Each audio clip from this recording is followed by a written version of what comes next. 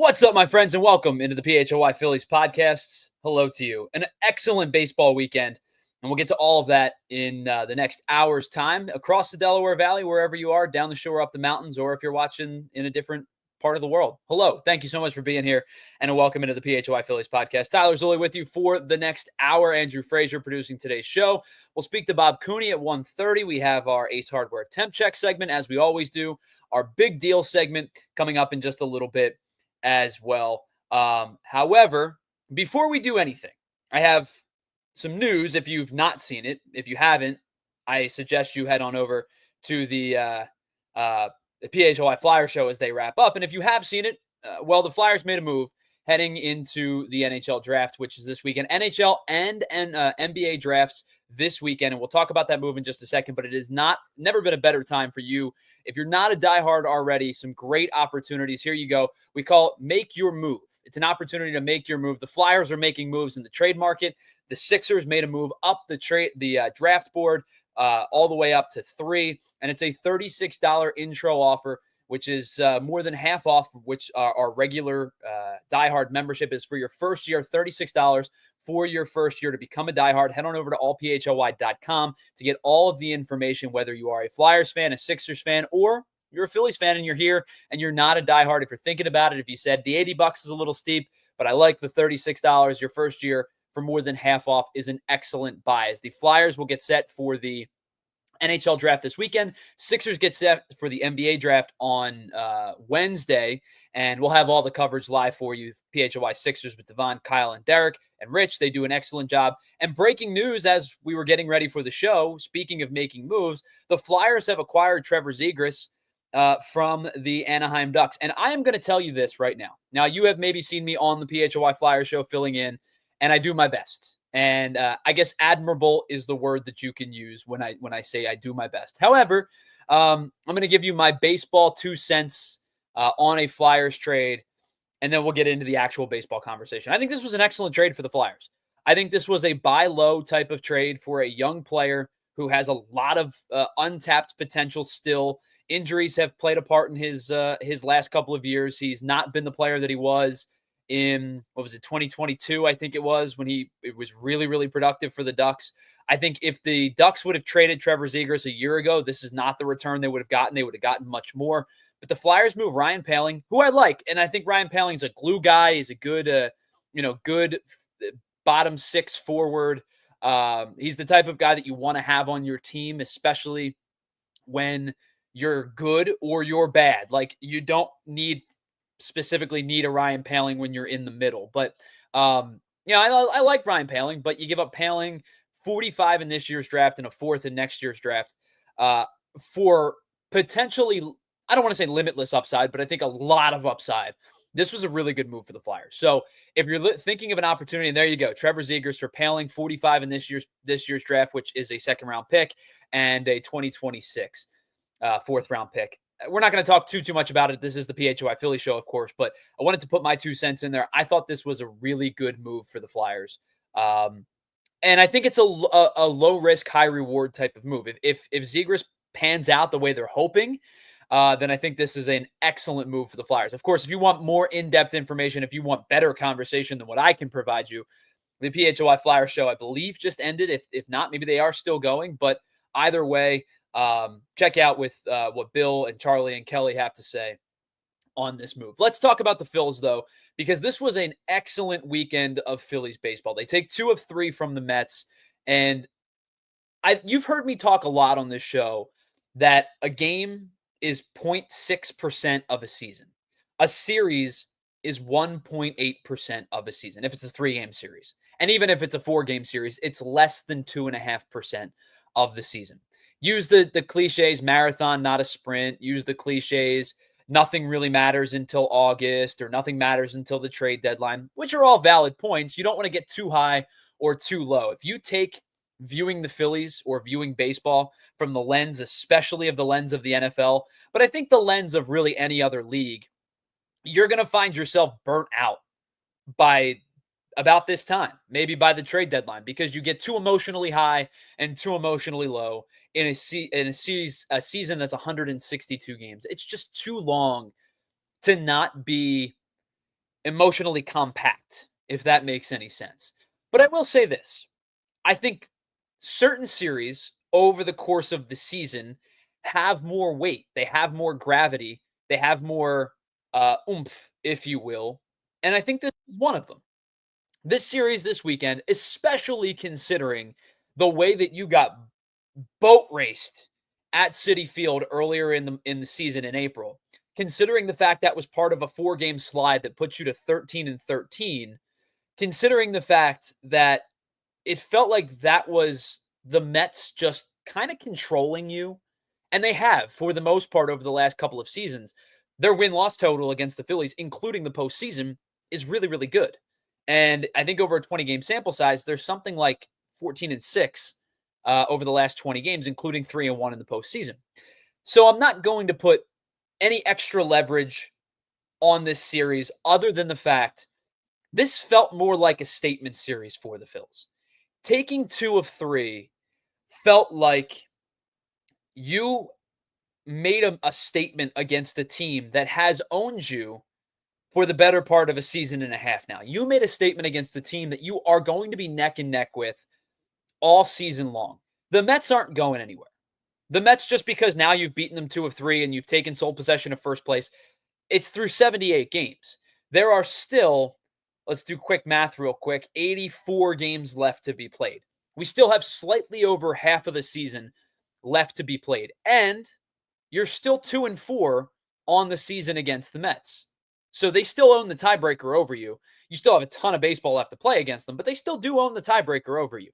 But this one felt like a sigh of relief. I don't want to say sigh of relief because the Phillies dominated 2 of 3 games. This one felt more like an emphasis was put on this series by the Phillies specifically.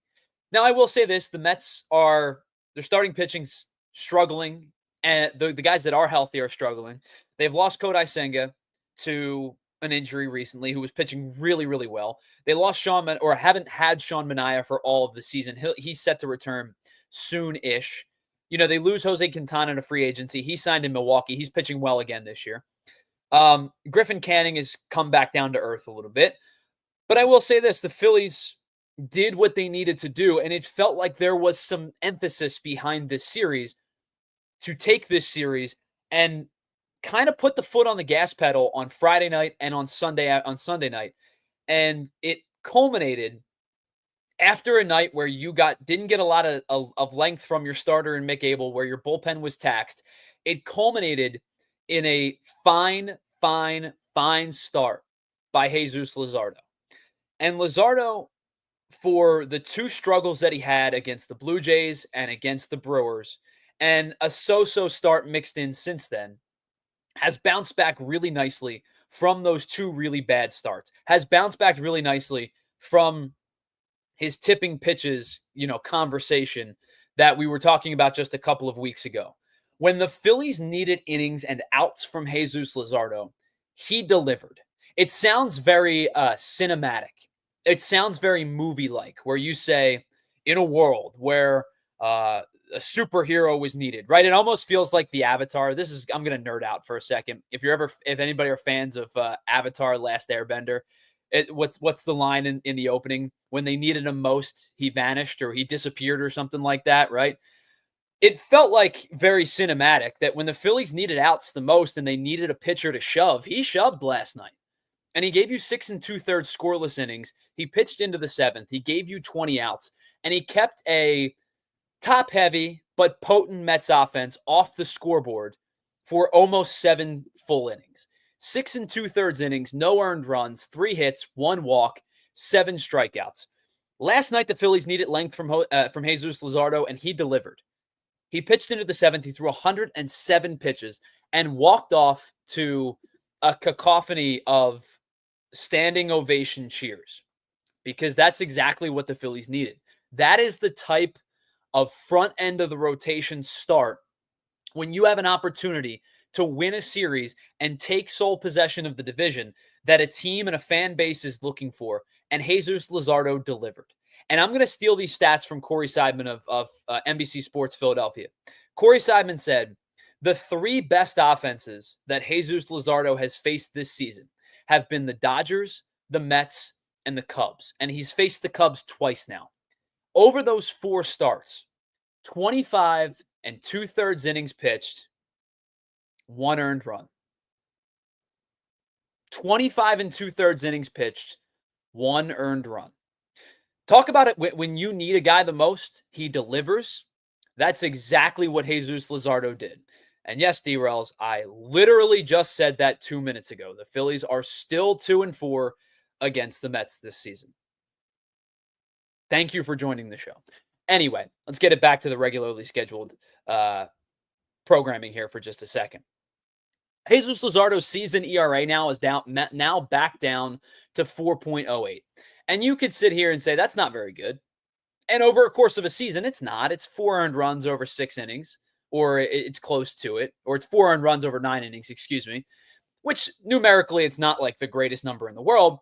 But when those 2 blow-up starts happened and he gave up 20 earned runs in less than 5 innings pitched, his ERA shot from 2.15 all the way up to like 4.8 something. So now he's back down to 4.08. And over his last 3 starts since those 2 blowups, he's back to posting a 2.55 ERA. He's given up 5 earned runs over 17 and 2/3 innings with 21 strikeouts and 5 walks. And the 5 walks over the 17 and 2/3, 4 of them came in 1 outing. So he's only really given up 1 walk in the other 2 starts that he's made since those 2 blow-up starts. So to say that Jesus Luzardo has bounced back nicely is very, very on point.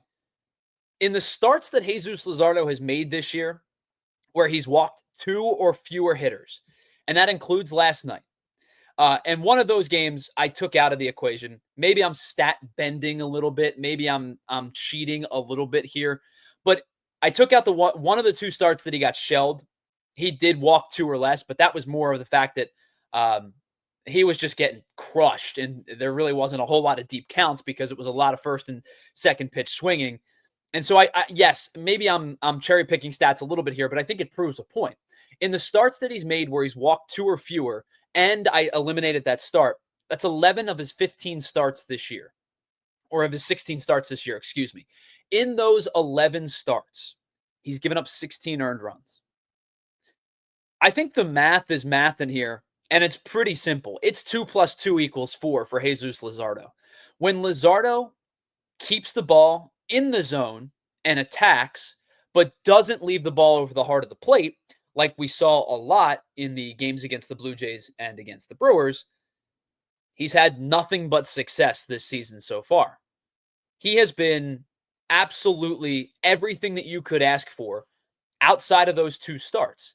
And if you look on the surface, you're going to say 4.08. It is what it is. But realistically speaking, if you take out those 2 bad starts, which is you can't do, it's part of the whole season story. But in this case, I think it's a fairer assessment than against most. He's given up 3 earned runs or less in just about every single start that he's made so far this year. I think there's 1 start that he gave up 4. And every other start that he's made, he's given up 3 earned runs or less. He's attacking the zone without being over the heart of the plate too much. And you saw it again yesterday. So let's get to yesterday's game specifically. I thought he did an excellent job, again, attacking the zone, but he did it from the jump. And it's a top-heavy Mets lineup right now. I know that they've had some struggles offensively in terms of Mark Vientos has missed time due to injury. Francisco Alvarez just got demoted to AAA. He's struggled. Luis Torrens has been good behind the plate, but his bat is so-so. They've gotten productivity obviously from Francisco Lindor, who I think is going to be the National League All-Star starter. I voted for him. That was prior to Trey Turner having the success that he's having. I still think I would vote for Francisco Lindor, even though Trey Turner has a much greater case than he did just 2 weeks ago. You have probably the starting all-star shortstop leading off in the game. You have Juan Soto, who batting average has struggled throughout the year, but he's the type of guy who over the last couple of weeks has a 1+ OPS and can take off at any moment. It's still Juan Soto. The threat of him walking first and foremost is real. And second of all, there's power there to be had. 2 home runs in the series. has been much better as of late than the slow start that he had in the beginning of the season. Pete Alonso is always a threat. Brandon Nimmo has been a thorn in the Phillies side for years now. So yes, it's a little top heavy with those 4 guys at the top of the lineup, but it's still a dangerous lineup with those 4 guys in the top of the lineup. Jesus Luzardo was excellent last night, and I think it was twofold. First and foremost, his fastball had purpose. He threw it 42 times last night. He topped out at 98, and I thought it was a purposeful pitch. He was in, out, up, down, changing eye level, changing the zone. And even though he threw it 42 of his 107 times, he mixed his other pitches in really well. And it gave the sense of you kind of don't know what's coming next. And when Luzardo is on, he's able to throw the fastball up in the zone on the hands to righties and down and away to down and away to righties and up in the zone and on the hands to righties as well. When he attacks right-handed hitters with the fastball, that I think is when he's on the best, because then it offsets every other pitch. The slider, which he uses against the righties and lefties now, but righties more, barrel it off the back foot. The sweeper that he's incorporated much more, that he's using against righties and lefties. The changeup, which he's using mostly against righties. All of those pitches come into play when his fastball is effective. The sinker, less to a lesser extent, but he has used it throughout the season so far. I think he's at like 10%. But last night, the fastball, I think, was the setup pitch for what I thought was his best pitch last night. Even though he only used it 14 times, I thought his changeup last night was his best pitch. I thought last night it was purposeful. He threw one changeup early in the game, and he threw it to Starling Marte up in the zone. I think Marte was the second batter of the game, and it was one of those pitches where he got Marte to swing through. Marte was looking fastball, and instead he got the changeup. He got Marte to swing through, and I sat there and I went, yeah, please don't ever throw that pitch again. It was a middle changeup that luckily Marte swung through. It was the only bad changeup he threw all night. I thought the changeup had purpose last night. He was throwing it down and away to righties. The one that I thought was the best pitch of the entire night was the one that he threw to Ronnie Mauricio, which I think was in the second inning, might have been in the third. But he set him up, fastball down and in, 98, changed the eye level, changed the approach, and then went out down and away with the changeup. And I think even it was brought up on the broadcast last night on ESPN. It was like, that was unfair. It was just an unfair setup by Jesus Luzardo to go change up down and away off the fastball on the hip. And it just totally changed the thought process of the hitter. And he clearly wasn't looking for change up down and away. Now, I'm not going to sit here and say that right now Ronnie Mauricio is like killing it. I think he's hitting like, it's just about 200 since being called up. But I think he's going to be an excellent player. And it was a really good at bat. And I think the approach with the changeup last night was really strong. He threw it 14 times. He got 5 whiffs on the 8 swings. He got 2 called strikes. So 50% of the time, he was either getting a whiff or a called strike. It got hard hit once or twice, but I think he was really good when he used it over the night. The last thing that I think that really stood out to me about Luzardo's start last night was that he wasn't giving up a lot of hard contact. He only gave up 4 hard hit balls, and every single one of them were outs. 4 balls were put in play over 6 2/3 that were 95 miles an hour or more, and all 4 of them were outs. Average exit velocity last night was 86.2 miles an hour.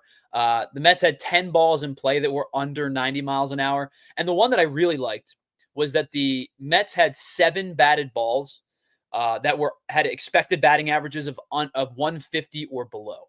So what that tells me is that he wasn't, like there was a couple of starts ago from Mick Abel. I think it was the one against the Blue Jays where he pitched well, statistically speaking, but he got hit around hard quite a bit. And it just so happened that the Blue Jays were, hitting into a lot of hard outs, a lot of liners, a lot of hard hit contact.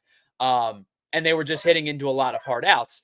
Last night for Luzardo, that wasn't the case. He kept the ball down. He kept the ball obviously in the yard, and he did a really, really, really nice job of setting up the off-speed pitch with the fastball and limiting hard hit contact. So a ton of credit last night to Jesus Luzardo, who I thought was really, really, really good.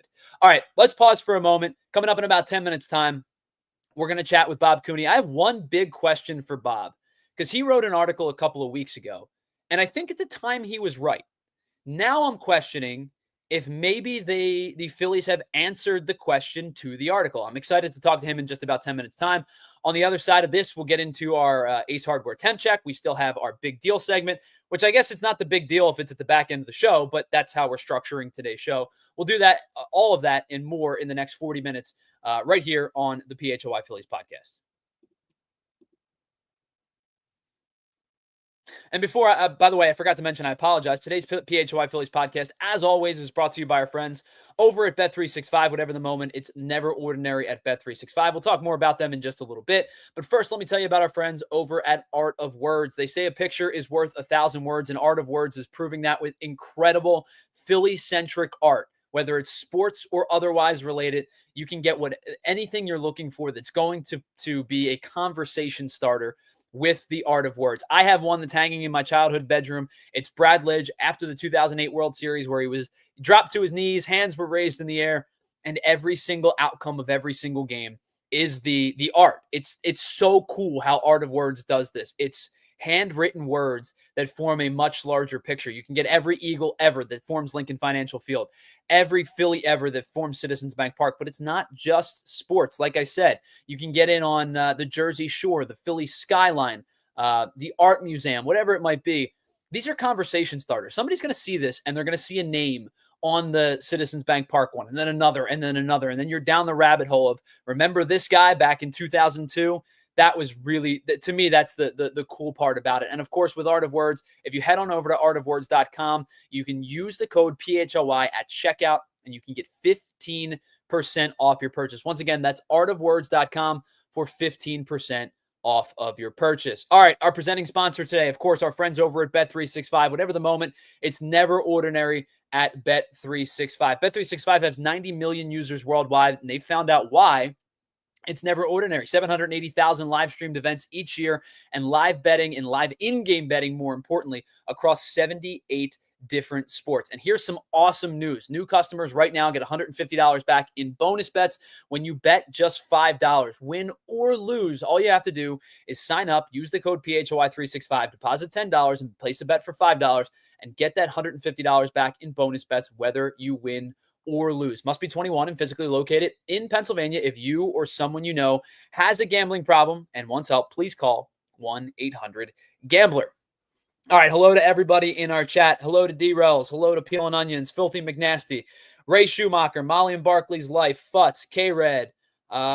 Did I miss anybody? Scrolling. Wow, lively chat today. Appreciate you all for being here. If I missed you, I'm sorry. Hello to you. Thank you for being here. D-Rels, I appreciate you as well. Thank you for being here. And you are correct. Yes, D-Rels, the Mets still do have the best team ERA in baseball. Kodai Senga has been excellent this year. Obviously, injuries.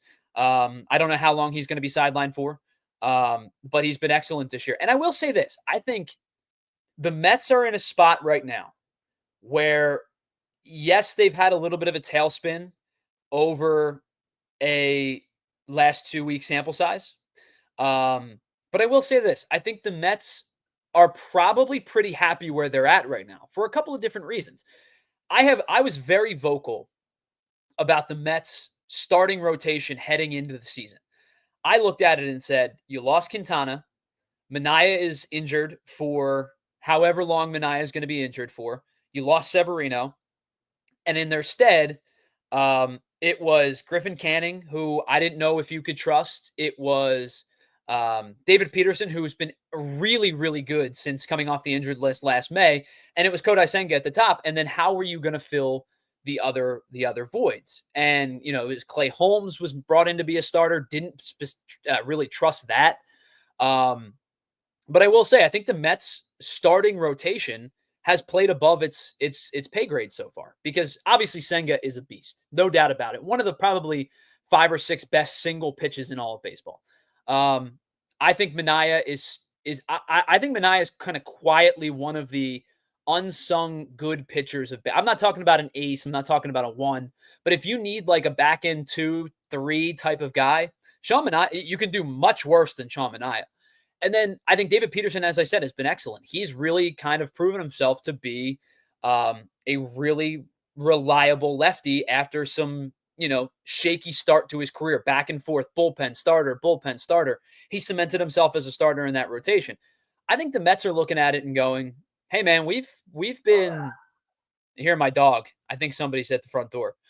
We've been kind of fortunate we've been kind of unfortunate in the sense that our starting rotation may not be nominally kind of as good as we were last year, but numerically they've been better than what we expected. So I will say this: I think the Mets are probably looking at it and saying, "Hey, we're good right now." I think these two teams aren't going anywhere. These two teams are going to battle each other for most of the year. If you ask me, who do I think has the advantage? Objectively speaking, not because I'm hosting a Phillies podcast, I would tell you I think it's the Phillies because of the starting rotation. If you ask me, like, group by group, who's better, I would say the Phillies rotation it might be the best in all of baseball. So it's hard to compete with that. The Phillies rotation truly may be the best in all of baseball. So the Phillies have a better rotation than the Mets. The Phillies bullpen is not as good as the Mets bullpen. And I know the Mets bullpen, like, if you look at the names, you go, is that guy really pitching well? Yeah, they're all pitching well. The bullpen's been pretty good so far this year. Offensively, it's a toss-up. In certain positions, the Mets take it. In certain positions, the Phillies take it. And I think both teams have some positions right now where they need more productivity from. I think the Phillies, their overarching most important thing is their starting rotation. And I think that is going to shove them across the finish line compared to the Mets. We still have 84 games left to play. These two teams are not going to go anywhere. But I do believe that the Phillies starting rotation is going to be the difference maker come August and September as to why the Phillies, I think right now, will win the division and the Mets will be a wild card. But neither of these two teams are going anywhere. I think both teams make the postseason. I think both teams were going to make the postseason before the season started. And that was with me thinking the Mets starting rotation wasn't going to be very good. So I think that these two teams are I don't want to call them locks. There's still 84 games left to play. There's a ton of things that could happen. But I think one of these teams is going to win the East, and one of these teams is going to be a wild card. All right, so really quickly, let's get into our Ace Hardware Temp Check segment. We've got about 3 minutes before we are joined by Bob Cooney. We're going to hit this quick because it's not a huge ask today for this segment. Our Ace Hardware Temp Check segment, of course, brought to you by our friends over at Ace Hardware Home Services. Head on over to acehardwarehomeservices.com to set up your appointment today, and you'll kind of understand why they are the helpful hardware folks, and they're bringing it right to your front door. So today, I think this is a collective temp check. I think the offense collectively is heating up to over the last couple of days specifically. And I think they're doing it in different ways. Now, they won a game 2-1 the other night against the Marlins and had some timely and got bailed out a little bit by the fact that Kyle Schwarber hit a late game home run. But I think they're doing it in different ways. So yesterday, 10 hits in the win. Saturday, 8 hits in the loss. Friday, 13 hits in the win. So over the series against the Mets, the Phillies produced 31 hits. And I think some of them were timely. They busted things open late in the game on Friday and again midway through the game on Sunday. And I think timely hits have kind of been a theme for this team over the past, couple of series. I look back to that 2-1 game against the Marlins.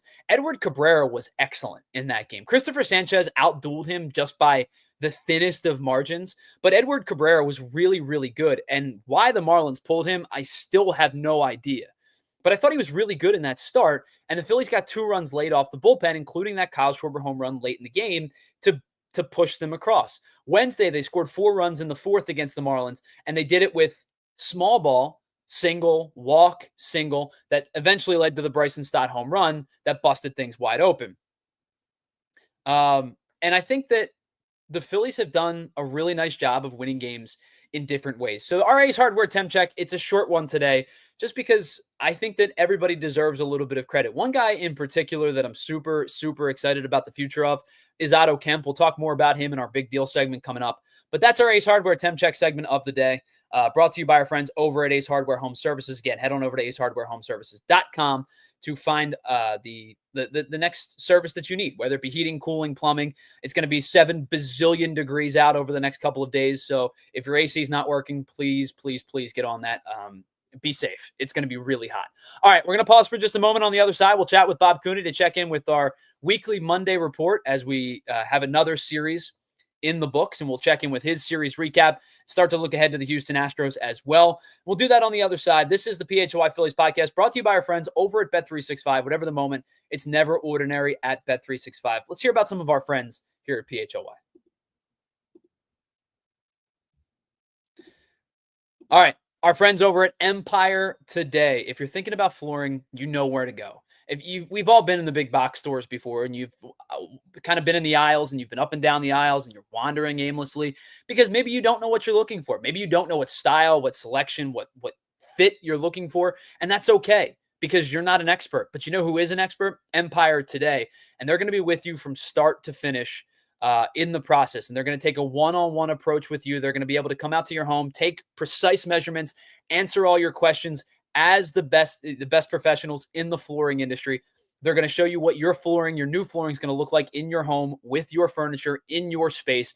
And they're going to walk you through this process so that your flooring is exactly what you're looking for. And that's why you choose Empire over the big box stores, because they are the flooring experts with dedicated flooring professionals who focus on flooring every single day. And with Empire Today, you're going to get clear upfront and all-inclusive pricing. Plus, you can schedule installation as soon as the next day. So schedule a free in-home estimate today because some things are just better at home. PHLY listeners also can receive a $350 discount when they use the promo code PHLY. Once again, that is PHLY. Will get you a $350 discount when you use that promo code. Restrictions do apply. See store for details. And of course, head on over to empiretoday.com for all of the latest information. Game time. It is game time. Yes. Baseball, obviously in full swing. NBA wrapped up last night. NHL wrapped up last week, but you can get all of the baseball action, but it's not just sports. You can get it on concerts, comedy, theater, whatever it might be. Game Time has you covered for the last minute deals at the best prices. And prices actually go down as you get closer and closer to game time or showtime with our friends over at Game Time. You can customize your spot, and then of course you're going to see exactly where you're sitting and what your view looks like with the 3D seat view, which I think is the best feature of all of the first of all of Game Time, but I think of all of the ticketing apps in particular. You get last minute tickets and zone deals. You're going to have easy to find MLB tickets and any kind of event that is in your area. I've bought tickets to the Phillies with Game Time. I've bought tickets to concerts with Game Time. The only one I haven't done so far is buy tickets to comedy events. And that's just because I don't go to comedy events all that often. But if you do, you can find it and save up to 60% by buying last-minute tickets to those events. And all you have to do to find all-in pricing is toggle a little switch, and they'll show you the total up front with no surprise fees at checkout. So take the guesswork out of buying tickets with Game Time. Download the Game Time app, create an account, and use the code PHLY for $20 off your first purchase. Once again, terms apply. Create an account, redeem the code PHLY. You'll get $20 off your first purchase. Download the Game Time app today. Last-minute deals, lowest prices, guaranteed. All right, welcome back to the PHLY Phillies podcast, brought to you by our friends over at Bet365. And as we do each and every Monday at 1:30, we welcome in allphly.com's Bob Cooney to the program. What's up, Bob? Tyler, how are you, buddy? I'm doing well. I think I used the word statement, and maybe that's a little over dramatic for 3 games in 162. But this one felt like it meant a little bit more to the Phils this weekend. And they took care of business with a huge start from Jesus Luzardo on Sunday night specifically. Your thoughts overall on the series this weekend? Yeah, it just felt like they needed to get this, right, Tyler? Like you're talking about how happy it made you and all. I felt like the Phillies with the Mets right now, after what happened last season in the playoffs, getting swept earlier this year, it was just all right, let's go. We got to take at least 2 out of 3 out of these guys.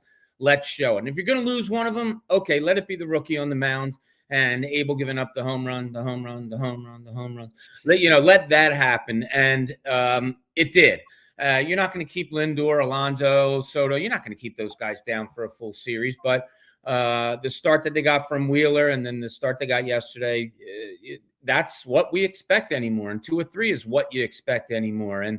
And there's so much to address with this team. And I know that your big question is coming, and I'm looking forward to it. So my big, let's do it. We have a lot to talk about, but let's do it. You wrote an article a couple weeks ago, and I think you were right at the time. And I'm curious if you've changed your mindset on it from what we've seen over the last couple of weeks. And your article was, what is the Phillies' identity offensively? What is their identity? Because the power's been down. Obviously, chase rates and whiff rates have been better than last year, but the power's down. They were in a slump at the time, and I think it was a very fair article to write. But I want to ask you now, a couple weeks later, they're seeming to win in different ways over the last couple of weeks. 10 hits last night, 13 hits on Friday night. Have they maybe found their identity? It's just not the one that we potentially expected heading into the season? Maybe they have found a little bit of something there. And it comes down to the Castellanoses and the Marshes and those guys. Trey Turner, like I think I said, and I think I wrote twice saying I'm still wondering about the identity. And Trey Turner seems to be that identity guy at the top of the order. Like he is a 300 hitter. He is a guy that can post a threat to go deep. And then you look after, it comes to the Alec Bohm. Okay, is he a 290 hitter like we kind of expected him to be? Is he a doubles guy instead of a home run guy that can knock in some runs like we've seen in years past, last year? Where exactly are these second fringe guys? We know what Kyle Schwarber is, right? And that's great. That's fine. But if you look at like the top four of this lineup now without Bryce Harper being in it, you have a 300 hitter leading off. You have a 290 hitter in Bohm hitting third, which is fine with me. Castellanos hitting close to 290 and getting his doubles. He's up to 21 doubles now. My number for him has always been the same. I'd like to see him around 55 to 60 when you combine doubles and home runs with him. Okay. And I've asked that for years since he got here. And when he's on that pace, he's a really good player. And then after that, you're looking for the stats to pop through on some things. There's a 3-run homer. You're looking for Real Muto to come up with some big hits, which he did. Excuse me. And chasing down Castellanos on the base pass was just hysterical. What a moment. And it also, Ty, what concerned me a little bit is where's the side stuff? Like you don't have the fun stuff going on anymore. So, okay, I understand taking that away and looking in a different way, but did you lose, and this is going deeper, but did you lose sort of your identity that way too? And are you trying to build a different identity? Oh, no, we're the business guys now because we're older and stuff like that. Okay, but if it's forced, then to me it's more worrisome than just, we're okay, we're business guys now. So that's the kind of identity thing that I was looking for. But you're right. The walks, the small ball, the doubles, the running up on each other on the base pass, maybe that is their identity, and maybe that's starting to come to fruition now, and it showed against the Mets. My first thought, and I think a lot of people had the thought was, what was it, Rookie of the Year, where Henry Roland Gardner's getting chased down because he's running the bases, even though he shouldn't have been on the bases. But my first thought when I saw that was, if this is a close play, JT Realmuto is legitimately going to use Nick Castellanos as like a tag shield because Castellanos was going to score. I don't know. It was, and JT even said it. They asked him, they're like, when did you know you were going to score? And he said, never.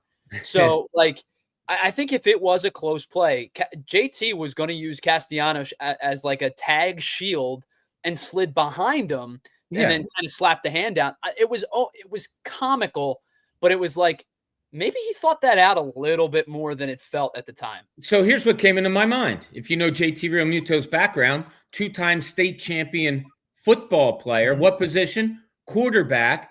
Little tush-push action. Yeah. Castellanos is in the way. Use him, push him into the catcher and you slide your hand there. Ensure that you get at least one run, right? But I love the hustle by him. I'm done with the phrase, and I think everybody is. He's fast for a catcher. No, he's just fast. He's fast. And yeah, and but Ty, it comes down to the identity part of it. That was your original question. I do think it's getting answered a little bit. But the identity, let's look at the guys whose identity we know. We know Trey Turner's identity. We know Kyle Schwarber's identity. Now we're starting maybe to know, oh, yeah, that is Alec Bohm at the plate. He is about a 290 hitter. He is a guy that's going to drive in some runs for you. Nick Castellanos, he might be that 280 hitter that combines for 55 to 60 home runs and doubles. And, you go down the line, you're going to have to start getting it from Stott. And he's been hitting a little bit. And then Realmuto's going to have to be a little bit better than 250, but he's going to have to be clutch in that 250 spot. So, yeah, that offensive identity, it's strange to say you're figuring it out when your best offensive identity is not even in the lineup. Sure. But maybe to an extent, a far-reaching extent, that's not a bad thing. So speaking of kind of your identity still not being in the lineup, his replacement for now, And this is going to be the last segment of the show, but I want to ask you while we're here, his replacement for now, Otto Kemp, has done everything you could have asked for him so far. So to me, it's a no-brainer that he stays up on the roster. How many games, if we said there's a six games in a week per se, two series, how many games a week when Bryce Harper returns are you willing to give Otto Kemp in the lineup? And I guess second part of that question, how many different positions is he going to have to play to get to that number you're asking for? Yeah, well, I think the infield part is probably taken away, right? Because you do have Edmundo Sosa. So, I mean, are you playing him in games in front of Edmundo, or is it a left-hander and you're going to put him at third and then Bohm at first and then Edmundo at second? And so basically, I don't think he's going to, and maybe you don't agree, I don't think he's going to jump over Edmundo as an infield next utility player. So then you look at the outfield. Do you throw him in left every once in a while, again, against a left-hander, get Kepler out of the lineup, or move him to right and D? There's so many different things that Rob Thomson could do. But as far as how much does Otto Kemp get in, I think a lot of it depends how Otto Kemp is doing right before Bryce Harper gets back, because that's what baseball is. Sure. If he's at, I don't know, the 260s, 250s, then you look at it as, oh, he did a nice job while Bryce Harper was out. Did what you asked of him. If he gets up to, like 290, 300, has an unbelievable week right before Bryce Harper comes back, well, maybe you got to get him in the lineup 2 times a week or something like that. So I think that's yet to be played out, Ty. So you bring up a good problem to have. And the other good problem that the Phillies have is that they have a plethora of starting pitching that's been, for the most part, really, really good. And I know a lot of people are asking it. I've heard this question on Sports Talk Radio. I've seen this question on Twitter. If the season were to end right now, obviously Zach Wheeler gets the first start in the postseason. Who are you starting in game number 2? Ranger. That's my answer too. Is it really? Yeah. And, Rob Thomson is obsessed. And I'm a huge Christopher Sanchez guy. Yeah. Well, Sanchez, I'm telling you, this keeps sticking in my mind. And it was one week when you were out, one Monday you were out. And it was me, I think it was me, Jamie, or me, Rich Hoffman. Mm-hmm. And we were talking about, what they might do. And the name Christopher Sanchez coming out of the bullpen was brought up. Sure. And I was like, whoa, that's interesting, because now you're talking about heat and you're talking about fire coming out of that bullpen, which you're not probably getting from a Ranger, although he's done well in the bullpen, out of the bullpen in playoffs before. But my thing that I come back to is Rob Thomson loves lefty, righty, lefty, righty, lefty, righty, as we know. Usually that's the offensive side. Is he going to be in love with that as far as his pitching going into a series? You're going to go righty, lefty. I don't know. Is somebody in there's right? We're still waiting on Painter. See what that is. I don't know if he's going to be your 3 starter, but I would go right now. I wouldn't care about righty, lefty. I would go in a short series. Yeah, I'd go Wheeler. I'd go Ranger, and I'd go whoever's the better out of Luzardo Sanchez for the rest of the year. Yeah, it's interesting because John and I talked about the Sanchez thing today, and it's like, could it really just be 20 darts coming out of the bullpen? You know what I mean? Because he's up to 97 over the span of 90, 95 pitches. If he throws 20, he might throw 100. Yeah. But so the one thing I've always talked about with Christopher Sanchez, I think the best time to get Christopher Sanchez is in the first inning. He seems to get settled in, as most good pitchers do. It's kind of that cliche, like if you don't get to them after the first, they get set. Like Scherzer was always that way. Like if you didn't get to Scherzer, and I'm not comping Sanchez right now to a Hall of Famer, but you get the conversation is real, I think. If you didn't get to Scherzer early, you weren't getting to Scherzer. If you didn't get to Verlander early, you weren't getting to Verlander, because Verlander for 15 years threw harder in the 7th than he did in the 1st. So I think about with Sanchez, I do think the best time to get Christopher Sanchez is in the first inning. Does that translate to bullpen struggles because it is like his first inning? You know what I mean? Versus with Luzardo, who I think has been really good for the most part in the first inning, at least this year. Does a Luzardo fit better in a 1 or 2 inning role? It's a good problem to have in terms of too many starting pitching. It's not a great problem to have considering we're kind of in the same spot that we were last year talking about the Phillies need bullpen arms. Sure. Yeah, and it's a question that's going to be answered out. I mean, every conversation, and when you talk baseball, 162, and we are still in June, it's going to be answered out. Maybe Sanchez gets really good in the first inning, and maybe this isn't a talking point later on down the road.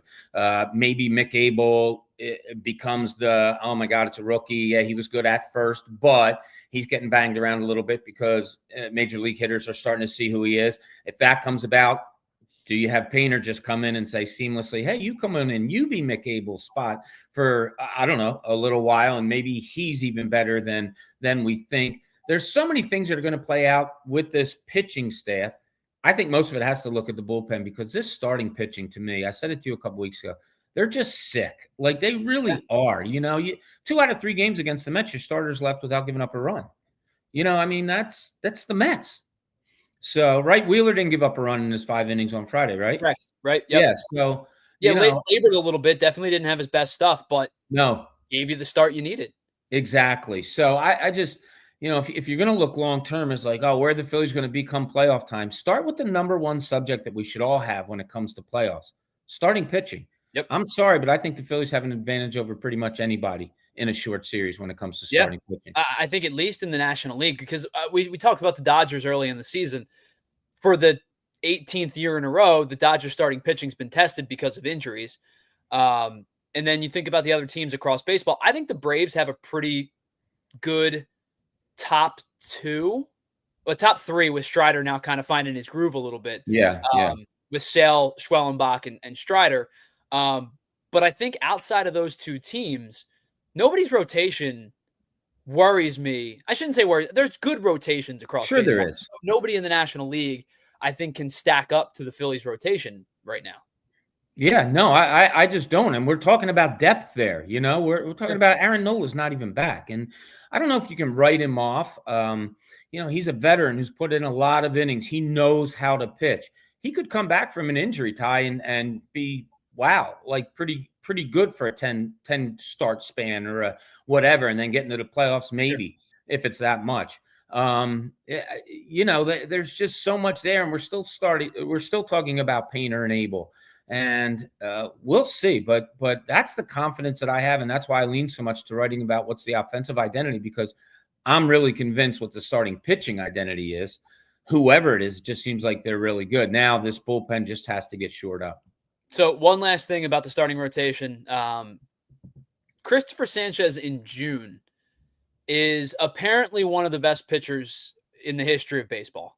So 16 appearances in the month of June in his career, 12 starts, a 1.79 ERA over 80 2/3 innings, a .88 whip, and 65 strikeouts, giving up just 16 earned runs, 59 hits, and just 12 walks. Whatever it is about June, Christopher Sanchez loves to pitch in this month. So, I mean, he's starting to hit his stride now, even more so than he was early in the season. I think his command's been better as of late.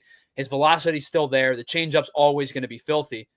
It really, like, I know we kind of sound like broken records, but this is the starting point for this team. And I think you're going to go as your rotation goes.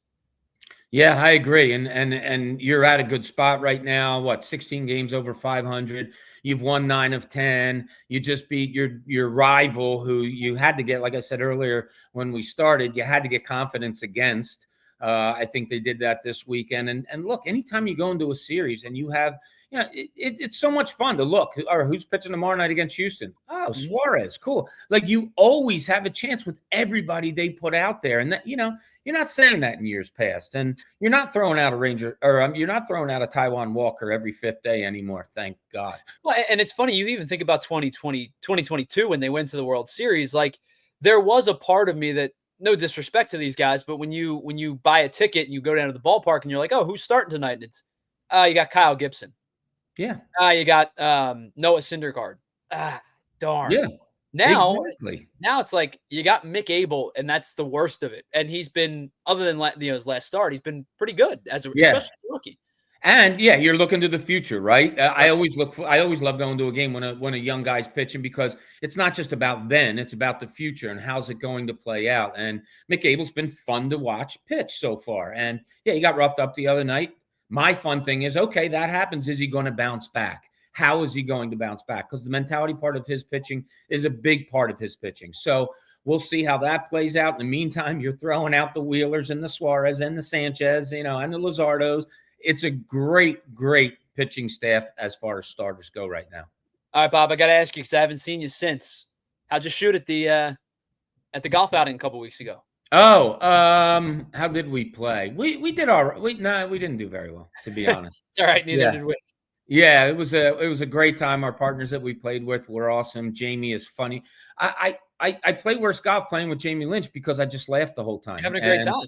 Oh, it's so much fun. So it was a great time. Good to see over 100 people out there supporting PHLY. So it was awesome. Absolutely awesome. Jamie great to meet your dad also. Yes. Yeah. So we played with my dad, a couple of friends, and we got back to the tent and Jamie goes, "Yo, Zulies, how'd you play?" And I turned to him and I went, "We were out there. we played. That's half the battle." It was a great day, but you're right though. It was an awesome day.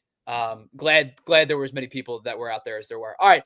You can check out Bob Cooney's work, of course, at allphly.com. Bob, anything coming up for the website?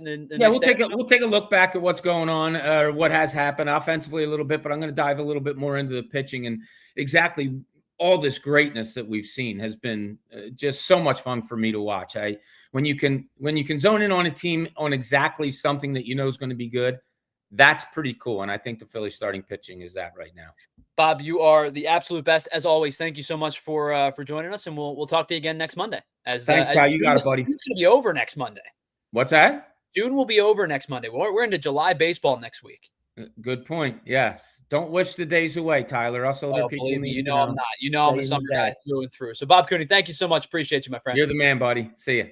There he is, Bob Cooney on the PHLY Phillies podcast. As always, each and every Monday, you can check out his work at allphly.com. Yeah, it's next week. We'll be talking about July baseball.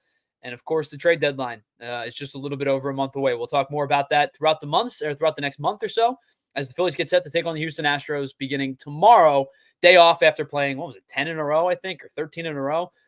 Day off today for the Phils before they take on Houston tomorrow. All right, we're going to pause for just a moment. We have one more ad break to hit, and then we'll get into our big deal segment, which is going to wrap up today's show as we close out this afternoon's festivities right here on the PHLY Phillies podcast.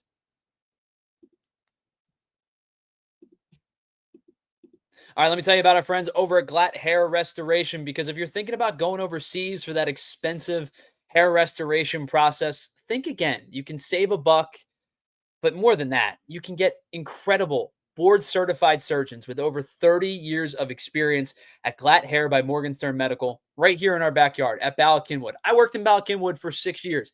I made that commute 5, 6, 7 times a week for a very, very long time. It's not a bad ride, and of course, it's a whole lot better than flying overseas to get the same work done and thinking you're going to save $1 or $2. Don't worry about that. Do it local and do it with our friends over at GLAT Hair by Morgenstern Medical. Because if your hairline's been slipping or you're thinking about doing something about it, listen up. You can have exactly what you're looking for. They are going to treat you like a one-on-one customer. You're not just a number. You're not just another patient.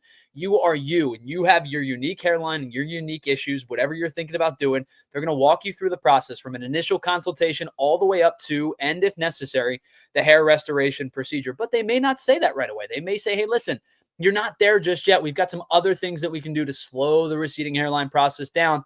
We're not going to take the steps for hair restoration just yet because they want to make you feel as comfortable as possible and get you a one-on-one approach that's going to be the best work for you. You can text them a photo of your hair right now, and the team will take a look, and they're going to let you know what the options that are best for you. There's no pressure whatsoever, just expert insight. So skip the travel, skip the risk, get real care from a trusted local team. So you can text your photo or call 610-980-4000 or visit glathairmm.com. Once again, that's GLAT Hair by Morgenstern Medical. Let's get that hairline back in the game.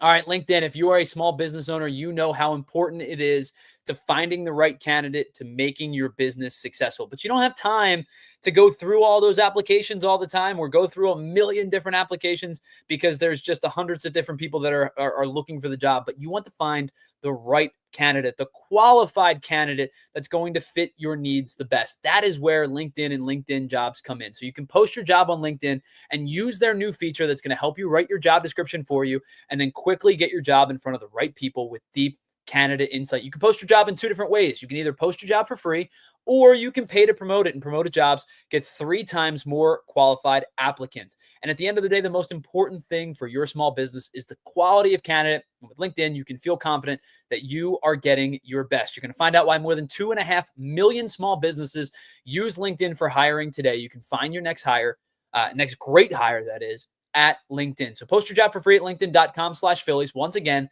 linkedin.com/Phillies to post your job for free.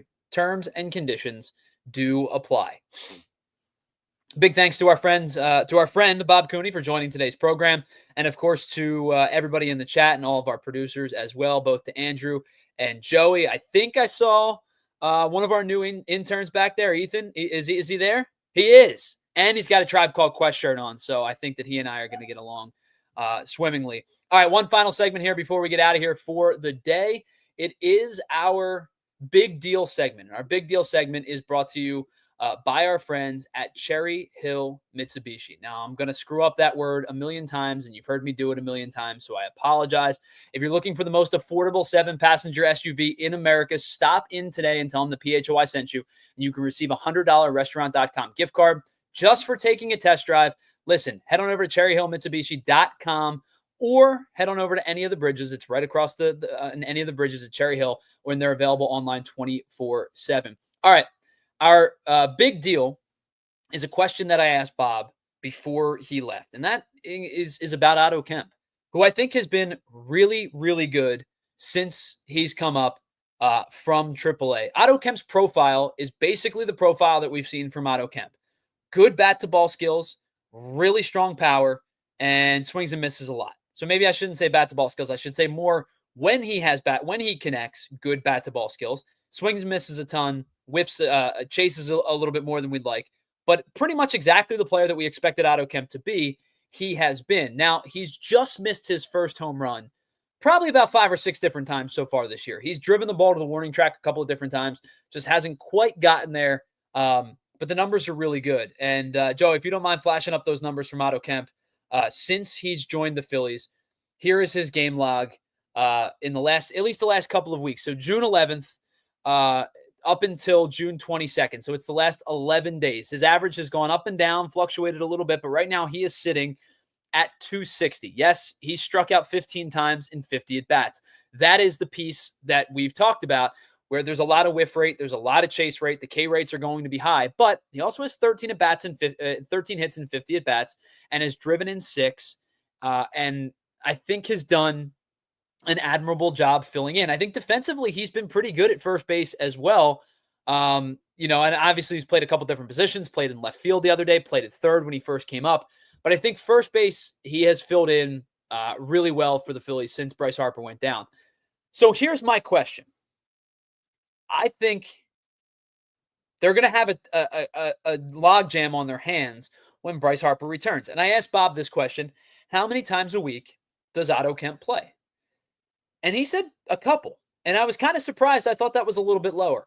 I think Otto Kemp is going to force his way into the starting lineup more than we think.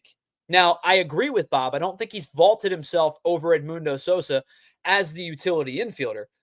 But I do think if there's a lefty on the mound, you may see him in left once or twice a week.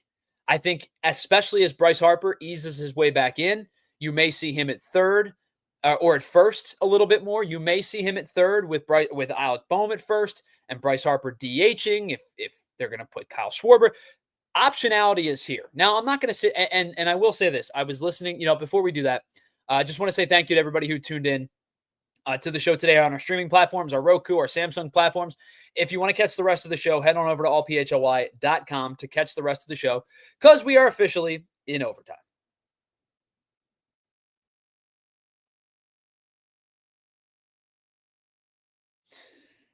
I think that I was listening to Doug Glanville today on 97.5 The Fanatic. He was talking with Mike Missanelli, and it was an interesting conversation that the two were having, where Doug basically said, when he was coming through the ranks, you played a position and that was your position.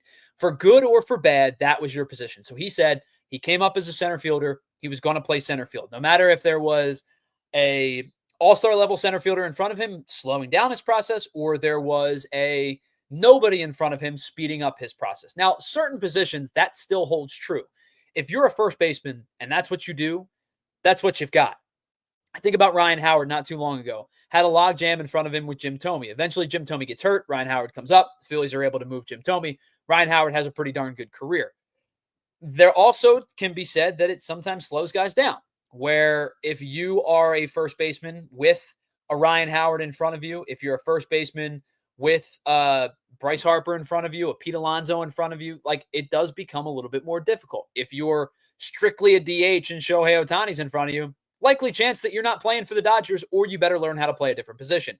The Dodgers have done a really nice job over the last couple of years of plugging and playing guys that they feel are major league players in different spots. Dalton Rushings was the last one. He's a catcher by trade, but with Will Smith there for the next couple of years at least, Dalton Rushings isn't going to play much, isn't going to catch much. They asked him to go play left field. They asked him to DH.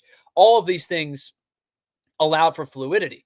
And what Doug Glanville said on The Fanatic today with Mike was basically, there's a new school thought of, if you can hit, we're going to put you in the lineup. And the Phillies deployed that zero defense lineup for a while, whether it was Schwarber in left and Castellanos in right with Harper at DH, or whatever the iterations of their lineup might be. It was like, hey, our defense might not be very good, but if we outscore you, it doesn't matter. And I think teams are starting to adopt that style a little bit, where it's like, if you can hit, you can play. Whereas in previous years, it was like, if you can play a certain position defensively, we will get you in the lineup. I always talked about Starlin Caba with the Phillies organization before they traded him to the Marlins for Jesus Luzardo. I always said Starlin Caba I think if Starlin Caba came up to the major leagues right this second, could he hit? I genuinely do not know. I think the answer probably would be no. He needs more time and development in the minor leagues. Could he play Gold Glove level defense? 1 billion% I think he could. But if he can't hit, which it's not necessarily that I think he can, it's that I think he needs more time and development. He's only 20 years old. Then he's not going to get rushed to the big leagues. Whereas in years past, if a guy could defensively hold his own, they'll figure out the hitting part. Now, I think that the good thing for Otto Kemp is he an elite defender? No. Is he a fine defender? Sure, he's a fine defender. But I think with him, we know he can hit. And so with that, they're going to give him some time in left. They're going to give him some time at third. They're going to give him some time at first, especially. And all of this doesn't come into effect, of course, until Bryce Harper is back in the lineup. But I think, 260, if he, as Bob said, if he can get up to 280 in the next couple of weeks, it's going to be hard to keep the bat out of the lineup, especially against left-handed pitching. So I don't want to say that this is a good problem to have, because the Phillies and Rob Thompson are going to have to figure out that, what's the best 9 moving forward on any given night. But I think with Kemp specifically, the hard part is done. We know he can hit. Can he field? He's made a couple of really nice plays at first. There was one in the series against the Mets that I thought was a really excellent play down the line. Can he play serviceable defense in left field? I don't know. Can he play serviceable defense in 4 different positions? That's the harder question to answer, because I think the way to get Otto Kemp's bat in the lineup, 3 or 4 times a week, is 1 game in left, 1 game at third, 1 game at first, maybe a game at second. He played a little second in the minor leagues. I wouldn't recommend it, but maybe a little bit of second. I think the flexibility with him is going to be there, and I think his bat is going to be able to be sustainable. And yes, he's going to strike out a lot. Yes, he's going to swing and miss a lot. I don't have the numbers in front of me. If I did the deep dive very, very quickly as the show is about to wrap up, I would bet you, he's not qualified, of course, but his chase rate, 38%, K rate, 27%. He doesn't walk. He's only walked in 1.8% of his at-bats. But I think the bat can continue to come along where the defense is enough where if they're asking him to play 3 or 4 different positions, he's not going to be like a slug defensively. He's not going to be a traffic cone out there. So I think positional versatility could play a factor for Otto Kemp getting more playing time than maybe we expected, even when Bryce Harper comes back. But for the time being, they're going to pencil him in the lineup at first base probably 5 nights a week and just allow the kid to get through growing pains and get through learning how to be a big leaguer. All right. that's our big deal segment of the day, brought to you by our friends at Cherry Hill Mitsubishi. Again, cherryhillmitsubishi.com, or head on over to any of the bridges into Cherry Hill and get a $100 restaurant gift card just by mentioning the PHLY sent you and taking a test drive or getting a trade-in appraisal. All right, big thank you to everybody in the chat. Molly and Barkley's Life, K-Red, yes, D-Rels, Camille Emanuel, Ray Schumacher, Filthy McNasty. Who else we got here? Was here earlier. Player One in the Mad Cats. If I missed you, peeling onions. Futz, if I missed you, I'm sorry. Thank you for being here. Again, another lively chat. Appreciate you all for being here. And of course, big thank you to our producer staff today. Joey for producing the second half, Andrew for producing the first half. And Andrew had to run to the Eagles show. That's why we're double dipping here today. But both guys did excellent jobs. So thank you to both of you. And of course, a big thank you to Bob Cooney for joining today's show. All right, we'll be back live on Wednesday, 1 o'clock, as we get you midway through the Houston Astros series. And then again on Friday as we wrap up the Astros series and look ahead to the weekend. So until that time, flip on over to the PHLY Eagles show, which is live now. And then, of course, the PHLY Sixers show at 3 o'clock. And, of course, our Die Hard sale, which is going on now for both the Sixers and the Flyers drafts coming up. Sixers draft on Wednesday. Flyers draft, I believe, is on Friday night, if I remember correctly. In fact, I'm going to do this right now. I believe it is Friday night. No date, of course. Anyway, that I believe Friday night, but it's this week coming up. Sixers pick 3rd. Flyers pick, is it 7th? I believe it's 7th. Fell down a couple of spots. But anyway, Flyers news today. Trevor Zegras acquired from the Anaheim Ducks. Again, head on over to the Eagles show now, 2 o'clock to 3 o'clock. Sixers will wrap up the festivities at 3 o'clock. And we'll check back in with you on Wednesday right here at 1 o'clock on the PHLY Phillies podcast. Of course, brought to you by our friends over at Bet365. Whatever the moment, it's never ordinary at Bet365. See you Wednesday. We all silly like the mayor.